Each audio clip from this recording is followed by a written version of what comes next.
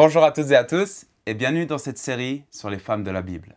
Aujourd'hui, nous allons parler d'Élisabeth, une femme de foi, d'humilité et d'attente patiente, dont la vie est marquée par l'intervention directe de Dieu.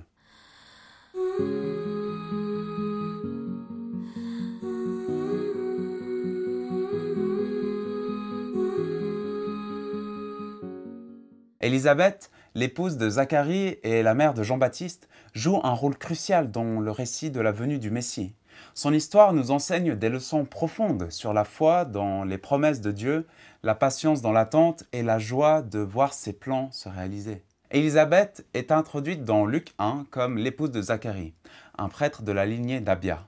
Le texte la décrit comme une femme juste devant Dieu. Nous pouvons lire dans le livre de Luc, chapitre 1, verset 6, comment Élisabeth est présentée. Donc, tous deux étaient justes devant Dieu. Ils suivaient d'une manière irréprochable tous les commandements et toutes les lois du Seigneur. Ils n'avaient pas d'enfants, parce qu'Élisabeth était stérile et ils étaient l'un et l'autre d'un âge avancé. Elle était stérile et avancée en âge, un état qui était souvent vu comme une honte ou une malédiction dans la société de l'époque. Mais malgré cela, Élisabeth reste fidèle à Dieu, dans une période où le peuple d'Israël n'a pas reçu de prophète depuis 400 ans. Sa vie nous montre que même dans les moments de silence divin, la fidélité à Dieu est une lumière puissante. Alors que Zacharie sert dans le temple, l'ange Gabriel lui apparaît et annonce que lui et Élisabeth auront un fils, Jean, qui sera rempli de l'Esprit Saint dès le sein de sa mère et jouera un rôle clé en préparant le chemin du Seigneur. Bien que Zacharie doute de cette promesse en raison de leur âge avancé, Élisabeth, lorsqu'elle tombe enceinte, réagit avec humilité et gratitude. Nous pouvons lire cela dans Luc chapitre 1, verset 25. Elle se cacha pendant 5 mois, disant « C'est l'œuvre que le Seigneur a faite quand il a porté le regard sur moi, pour enlever ce qui faisait ma honte parmi les hommes. » Sa réponse révèle sa reconnaissance envers Dieu et sa compréhension de sa fidélité. L'histoire d'Élisabeth atteint un moment poignant lorsqu'elle reçoit la visite de Marie, sa jeune cousine, qui porte en elle Jésus, le Fils de Dieu. Dès que Marie entre dans sa maison, le bébé dans le ventre d'Élisabeth tressaille de joie. Au verset 42, elle s'écria d'une voix forte « Tu es bénie parmi les femmes, et l'enfant que tu portes est béni. Comment m'est-il accordé que la mère de mon Seigneur vienne vers moi? En effet, dès que j'ai entendu ta salutation, l'enfant a tressailli de joie en moi. Heureuse celle qui y a cru, parce que ce qui lui a été dit de la part du Seigneur s'accomplira. » Élisabeth est la première à reconnaître Marie comme la mère du Messie. Sa bénédiction sur Marie montre son humilité et sa joie de voir les promesses de Dieu s'accomplir, non seulement pour elle, mais pour toute l'humanité. Ce moment est un témoignage puissant de la manière dont la foi et la joie partagées peuvent fortifier les croyants. Lorsque Jean naît, les voisins de la famille d'Élisabeth veulent lui donner le nom de son père, Zacharie. Mais Élisabeth insiste « Non, il s'appellera Jean ». Ce geste montre sa foi inébranlable dans la parole de Dieu, malgré la tradition culturelle qui aurait préféré un autre choix.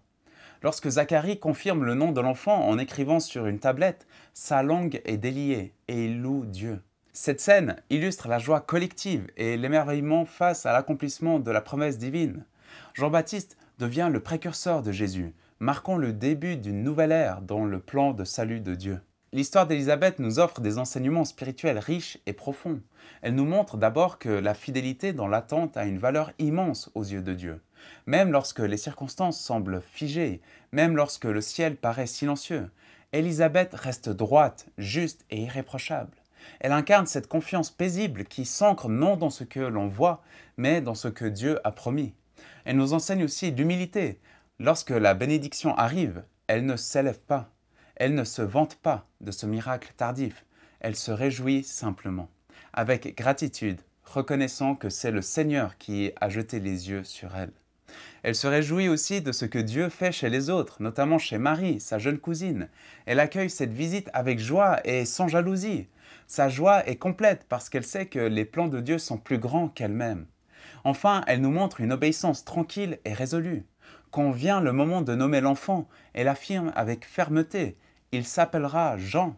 Fidèle à la parole que Dieu avait donnée à son mari, Élisabeth nous inspire ainsi à croire que notre rôle, même discret, peut être porteur d'une lumière essentielle. Elle nous enseigne la force d'une foi simple, vécue dans la discrétion, mais pleine de confiance, d'humilité et de courage. Alors, que pouvons-nous apprendre d'Élisabeth aujourd'hui? Elle nous rappelle que Dieu est fidèle à ses promesses, même lorsqu'elles semblent humainement impossibles. Elle nous appelle à rester fidèles dans les saisons d'attente, à accueillir les interventions de Dieu avec reconnaissance et à ne jamais sous-estimer l'impact de notre obéissance, même dans les choses simples. Elle nous enseigne aussi à nous réjouir pour les autres, à célébrer les appels et les bénédictions que Dieu accorde à ceux qui nous entourent, comme elle l'a fait avec Marie. Enfin, elle nous montre que notre fidélité, même cachée, peut servir de fondation à de grandes œuvres de Dieu, comme la préparation de la venue du Messie. En conclusion, Élisabeth est une figure de foi, de patience et de joie dans la Bible. Son histoire nous encourage à faire confiance à Dieu dans le silence, à persévérer avec foi et à célébrer la fidélité dans nos vies et dans celles des autres. Merci d'avoir suivi cet épisode sur Élisabeth. J'espère que son parcours vous a inspiré à marcher avec confiance, même quand rien ne semble bouger, et à reconnaître la main de Dieu quand ses promesses s'accomplissent. Abonnez-vous pour découvrir la suite de cette série où nous continuerons à explorer la vie de ces femmes extraordinaires de la Bible. Que Dieu vous bénisse et à très bientôt. Bye bye.